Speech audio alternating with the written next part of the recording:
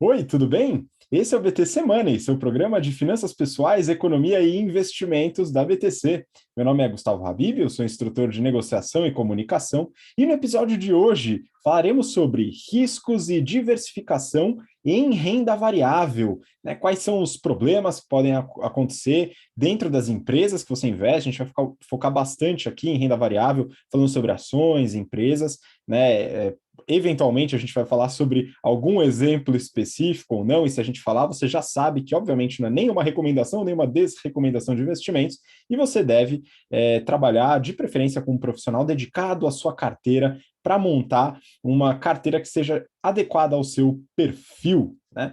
Bom, antes de apresentar aqui meus caros colegas, peço para você que está acompanhando a gente pelo YouTube para se inscrever no canal, ativar o sininho e também deixar um comentário se você tem alguma sugestão de tema para a gente trazer para cá, né? Ou só quiser mandar um oi também. Para você que está acompanhando pelo podcast, também pode ir lá no YouTube para deixar um comentário, uma sugestão. A gente fica muito feliz com a sua participação. Bom, agora trazendo aqui o pessoal para a mesa, Rafael Lopes, nosso instrutor de risco, performance e renda fixa do nosso curso de mercado financeiro. Fala, Rafa, tudo bem? Fala pessoal, bom dia, boa tarde, boa noite. Prazer estar com vocês novamente. Vamos lá para mais um BTC Money. Pois é, antes de introduzir aqui nosso segundo colega aqui, vale salientar que a BTC está com um programa novo no portfólio, né, o Value Investing Program, né, falando sobre investimento em ativos de valor, e esse programa tá bem legal, hein, Rafa? Gostei, já faz o convite aí para o pessoal.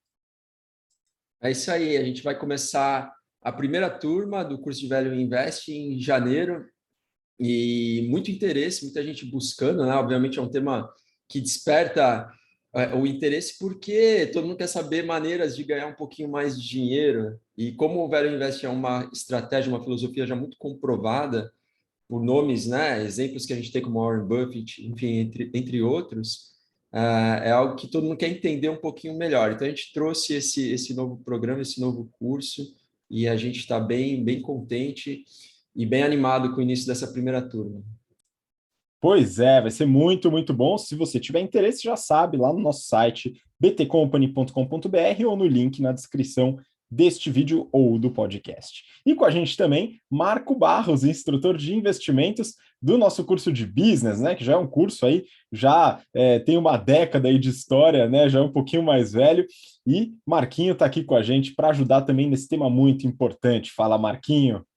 É isso aí, mestre Habib. É sempre uma honra, um prazer estar aqui com vocês, com o pessoal aqui assistindo, ouvindo a gente nesse episódio de número 94. Vamos que vamos, mestre Habib. E claro, se você quiser se inscrever nos demais cursos, além do Velho Invest, né, nos outros cursos da BTC, lá no site, link na descrição também.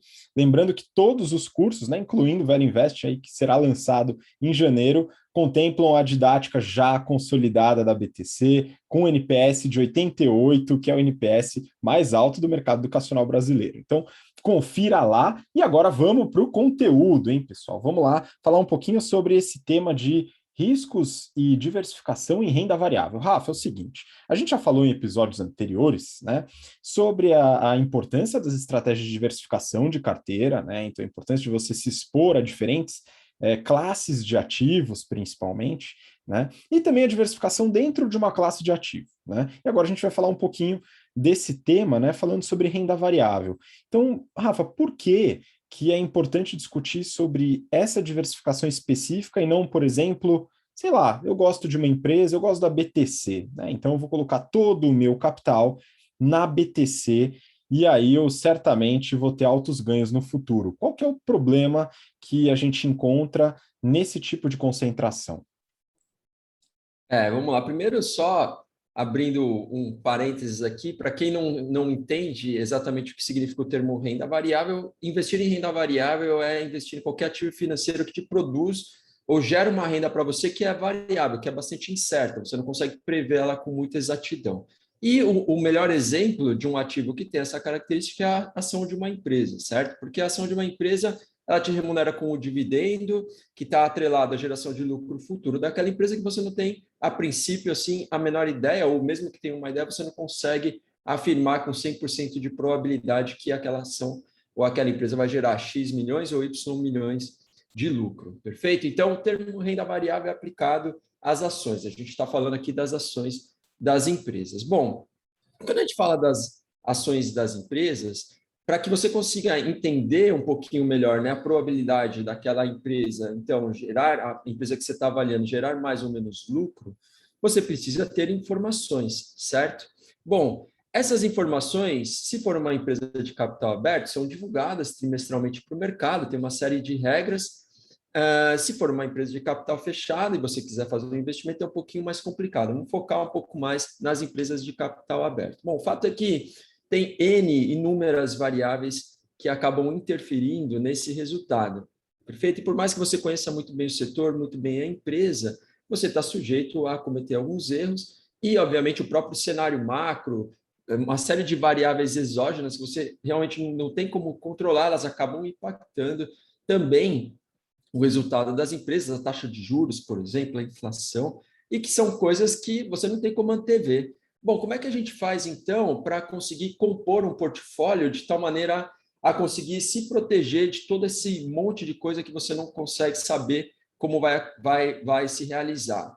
Você faz isso operando, né, ou montando uma carteira um pouco mais diversificada. Se você tem muita convicção numa empresa, você pode até montar uma posição um pouco maior nela, né? Eu diria 5, 10, eventualmente 15% numa empresa. Se você tem menos convicção nas empresas, você tende a diversificar um pouco mais. Para ter muita convicção, você tem que ser realmente um cara que tem uma capacidade de avaliação muito acima da média e tempo disponível também para fazer essa escolha, né? Se você não tem nenhum nem outro, nem tempo, nem muito conhecimento, nem essa capacidade acima da média, né? Se você não é um analista fora da curva, o mais indicado é que realmente você acabe recorrendo mais a essa ferramenta, que é a ferramenta da diversificação de portfólios. Então, a diversificação nada mais é do que um instrumento fundamental para que a gente consiga lidar melhor com todas essas incertezas, né, que envolvem a geração de lucro, no caso das empresas.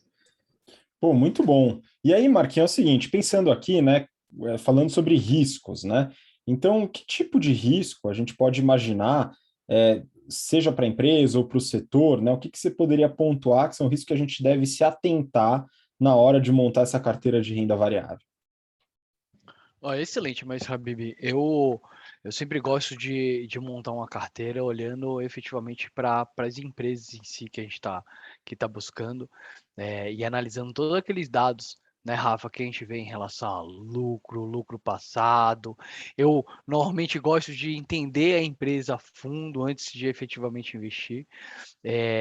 Mas existem vários riscos no meio do caminho, como eventualmente acontece, né? Você pode ter lá uma empresa com números fantásticos, mas números inventados, né, Messi Habib? Então você ter ali uma não governança tão boa dentro de uma empresa, além de todos os riscos de corrupção, riscos setoriais do próprio setor, e riscos até legislativos, né, regulatórios. Então, você tem um setor que tem ali um tipo de estrutura e aí existe uma outra regulação, muda-se completamente.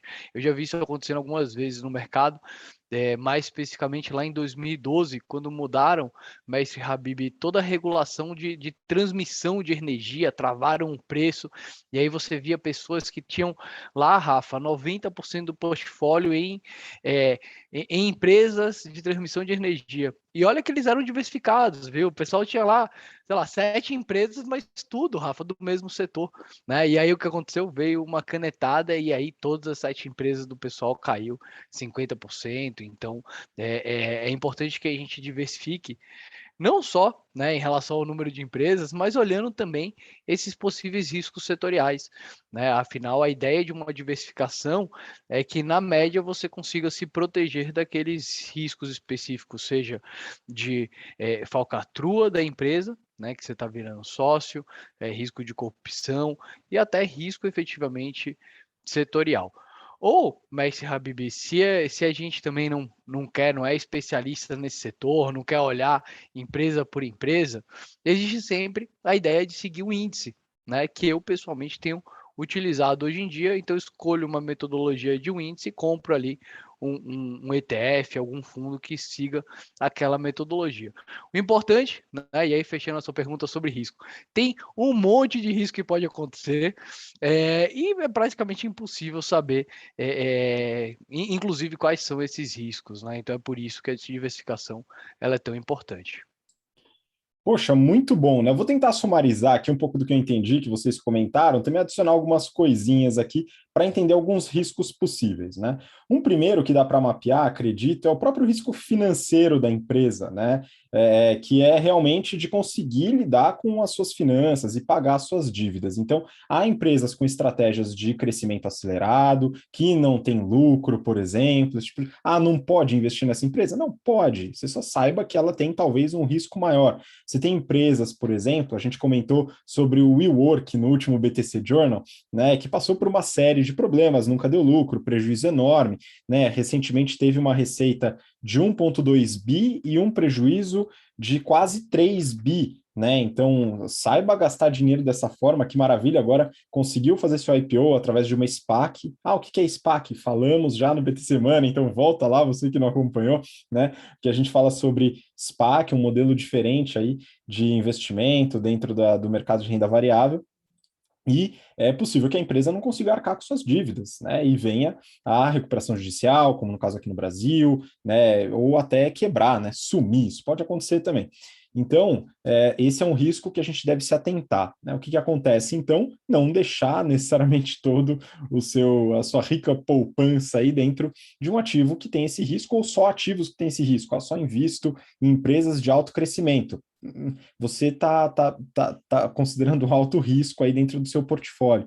A mesma coisa falando sobre risco de governança, que o Marquinho comentou, né, que é muito importante. Então, tem empresas que já tiveram problemas relacionados à governança, né, enfim, lançaram um balanço com números equivocados, tiveram alguns problemas, tiveram que relançar. A gente acompanhou já alguns casos aí no mercado relacionado a isso, problemas de corrupção e tal. Então, só colocar também ativos que tiveram, né, ou tiveram algum tipo de problema nesse sentido também é perigoso, né? O outro que o Marquinho colocou é o risco setorial, né? Muito importante. Agora, nesse momento que passamos aqui, né, se tudo der certo, está melhorando aí, de crise sanitária, a gente viu, por exemplo, o setor de shopping center, né, sofrendo bastante. Então, se você tivesse muito exposto nesse setor, seria complicado, né? Você realmente teria eventualmente alguns problemas, né? Então, aqui, né, tudo isso se liga, né, com o que o Rafa colocou sobre diversificação, né? Então, a gente tem alguns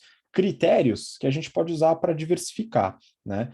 Uma das formas de resolver essa diversificação, o Marquinho já adiantou, né? Então, o investimento em índices, né, eles diversificam de forma a reduzir, na minha visão, o risco financeiro, porque a partir do momento que você diversifica em empresas, várias empresas, mesmo que do mesmo setor, por exemplo, supondo um índice que analisa um setor, não um índice tão generalista assim, né, índice do setor imobiliário, por exemplo. Né, você investe em várias empresas, você está exposto a várias empresas do setor imobiliário.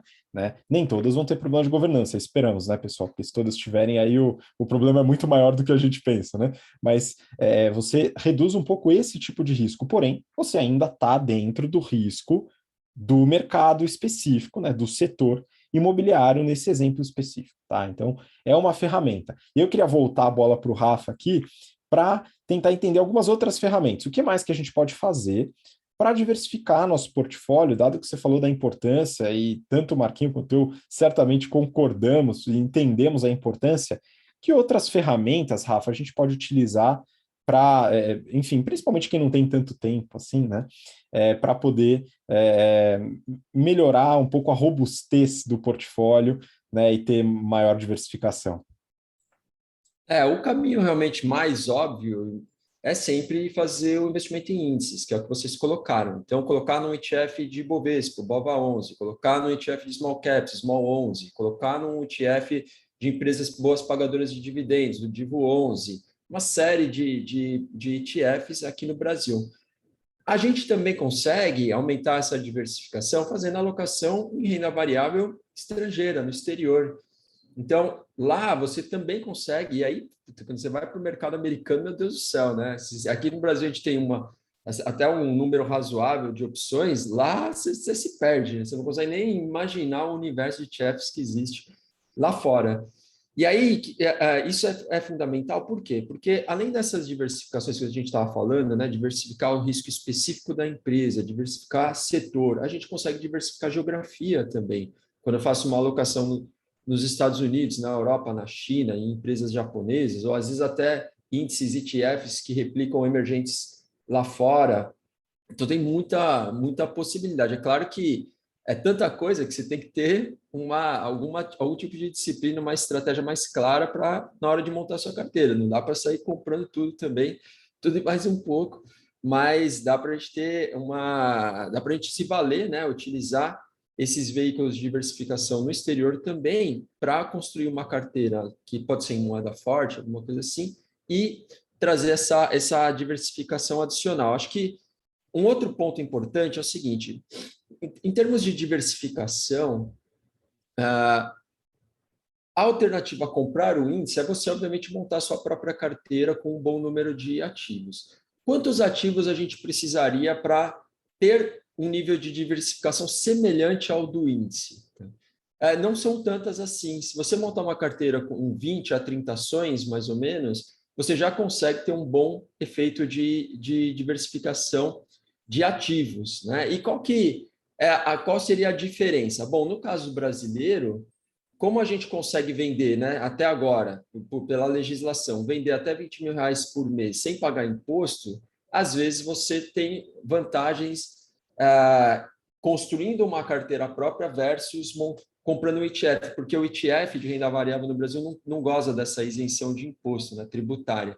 Então, só fazendo esse pequeno parênteses, né, falei um pouco da parte de impostos, mas acho que é legal também, quero montar uma carteira diversificada no Brasil. Ao invés de comprar o ETF, você monta a sua carteira de ações, porque aí se você quiser vender, fazer um rebalanceamento, algum tipo de mudança, rotacionar a carteira, você consegue fazer isso, se for até R$ 20.000 por mês, sem pagar imposto nenhum. Então, essa seria uma maneira mais eficiente tributariamente de administrar a carteira. Mas, basicamente, então, são essas duas formas. Ou você monta uma carteira com 20 a 30 nomes ali dentro, ou você compra os índices efetivamente, os índices de renda variável. Excelente. E aí, Marquinhos, você tem algum ponto aí adicionado? O que a gente pode fazer para poder fortalecer ainda mais essa diversificação e reduzir os riscos de uma carteira de renda variável? Excelente. Então, o Rafa, a gente falou um pouquinho sobre fundos passivos, né, que seguem o índice, e a gente montar a nossa própria carteira. No meio do caminho ainda existem os fundos ativos, né, na qual a gente escolhe bons gestores para gerir de uma maneira ativa, ou seja, o próprio gestor ele vai olhar ali quais são as ações que ele quer investir, e aí é muito importante a gente conhecer o que o gestor pensa, quais são as ideias desse gestor, né, toda a metodologia que ele usa para investir ou não em algumas ações, tá? Então, esses são os fundos ativos, existem bons fundos ativos de ações aqui no Brasil, e existe também, Habib, alguns tipos de fundos que estão chegando, né, que já são bem comuns lá fora, que são os famosos fundos quantitativos.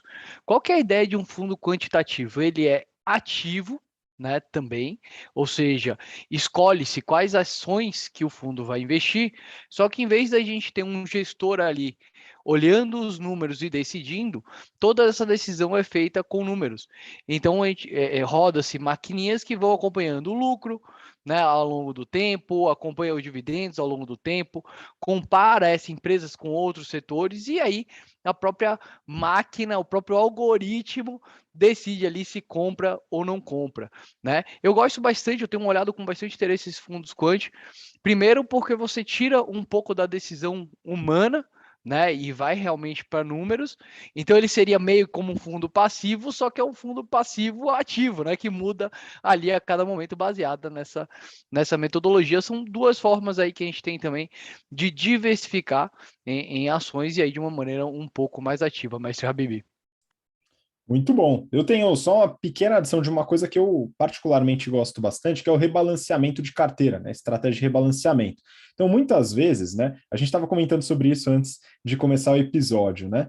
nem sempre os ativos variam de preço de uma forma tão organizada, né? Baseado, por exemplo, no resultado trimestral. Ah, o resultado foi bom, o ativo sobe, o resultado foi ruim, o ativo desce, né? Nem sempre está relacionado a um equilíbrio de preço por lucro, né? A gente vê inúmeras empresas que nunca deram lucro, com um valor exorbitante, né? A gente vê empresas que dão muito lucro e que num próximo resultado com um bom lucro e com boas perspectivas estratégicas, ela cai, a gente não sabe o que aconteceu, né? Então, como a gente como tem uma série de aspectos que são difíceis também da gente mensurar, uma forma interessante da pessoa física, né, poder fazer essa redução é usar o rebalanceamento, né, tentando evitar a concentração de muitos ativos após a variação do preço, né? Então, você montou a carteira, fez lá, seguiu a sugestão do Rafa, montou lá com 20, 30 ativos tal, e aí tem um lá que está pipocando, o negócio está subindo para caramba tal, e aí você acaba ficando mais exposto a esse ativo depois que você investiu, né? Então aí a estratégia de rebalanceamento de carteira eu acho bem interessante, porque aí você vai aportar, né, depois que você ganhar seu salário, seu dinheirinho e tal, vai começar a aportar em outros ativos de forma a manter a distribuição inicial, né, a participação inicial de cada ativo dentro do seu portfólio. Então, acho que é mais um ponto aí para avaliar na estratégia de diversificação das carteiras. Rafa, não sei se tem mais algum ponto aí para adicionar nessa discussão, fica à vontade. Não, acho que é o ponto, o tema que o Marquinhos trouxe dos fundos ativos é muito legal, né? Por quê? Porque fazendo a ponte com o que eu estava falando no início, a gente muitas vezes não tem o tempo para fazer essa análise mais profunda, mas sim alguns gestores têm, né? Então a gente consegue, por exemplo, fazer a alocação num veículo, num fundo ativo que adota a filosofia do value investing, por exemplo, que é uma filosofia que concentra mais. Normalmente uma carteira de value investing ela vai ter 10, 15 papéis no máximo. Vai ter papel, vai ter empresa lá que tem 10%, né? 10% do portfólio alocado numa empresa, 10, 15%, que é uma concentração bastante grande. Então, se eu gosto muito de um gestor, conheço o histórico dele, sei que o cara é competente, me sinto confortável, a gente até consegue fazer, por exemplo, o investimento na própria Berkshire, né, que é a empresa lá do Warren Buffett, comprar a ação dela, você abre a conta numa corretora no exterior e compra a ação direto, pô, né, quer coisa melhor do que isso? Difícil, né? Então, tem possibilidade sim da gente conseguir adotar ou se expor a uma carteira mais concentrada, mas contratando um gestor profissional, contratando um cara que é o cara que está fazendo a seleção desses ativos via um fundo de investimento, via um veículo, ou no caso, né, via uma ação, que é a Berkshire, que nada mais é também do que uma empresa que acaba também se expondo, comprando outros papéis. Então, você consegue uma exposição indireta, né, comprando os papéis da Berkshire via uma corretora no exterior. Então, fundamental, acho que muito, muito importante ressaltar isso. Muito bom. E aqui a gente está encaminhando para o final do episódio. Marquinho, tem mais algum ponto? Quer contribuir um pouco mais para a discussão ou podemos ficar por aqui? Com certeza. Deixa eu dar só o último comentário. A gente já parte para os finalmente. Além do risco financeiro, risco de governança, risco setorial, né, mas Habib, que você habilmente sumarizou lá no começo do nosso episódio, aqui no Brasil tem um risco que a gente tem que considerar também, que é o risco dos juros. Né? A gente está vendo os juros aumentando, né? E aí a gente tem que considerar o custo de oportunidade. Né? Quanto que eu estou deixando de ganhar, né, deixando num título de renda fixa para colocar minha grana em renda variável. Eu, pessoalmente, sou fã do investimento em ações, né, uma excelente maneira de ser sócio de excelentes empresas, mas, né, se nenhum dos grandes mentes da humanidade, ser Isaac Newton, né, conseguiu ser tão bem sucedido no mercado de ações, né? Existe uma história, depois você procura aí no Google, né? Ele perdeu uma fortuna lá numas primeiras bolhas financeiras que existiam. Se nem ele conseguiu selecionar bem ações, quem sou eu, né? Então, vou diversificar mesmo, vou colocar um pouquinho em cada lugar, por mais que eu tenha plena convicção de que aquela ação é boa, mestre Habib. Muito bom. Eu também acredito que uma certa dose de humildade é muito importante para os investidores entenderem que eles não têm. Ninguém tem, né, a onisciência aí das informações, né? Então isso é muito, muito importante. E, pessoal, muito obrigado. Rafa, obrigado pela participação de novo. Valeu, pessoal. Foi um prazer. Um grande abraço. Até o próximo BTC Money. Muito obrigado, Marquinho. Manda um abraço para a galera também. É isso aí, pessoal. Até o próximo BTC Money. Muito obrigado, pessoal. Eu gostei de uma ideia aqui que o Marquinho deu para um próximo episódio. A gente pode falar sobre como juros afetam o valor, por exemplo, de ativos de renda variável, falando um pouquinho sobre aquela questão de custo de capital, enfim, valuation, mas a gente conversa isso em outro episódio. Queria muito agradecer sua participação até agora, né, pelo interesse, pela paciência de ouvir-nos, né, até o momento. Lembra de deixar sua sugestão, seu recadinho lá no nosso YouTube e a gente se vê na próxima semana. Um grande abraço, até lá. Tchau, tchau.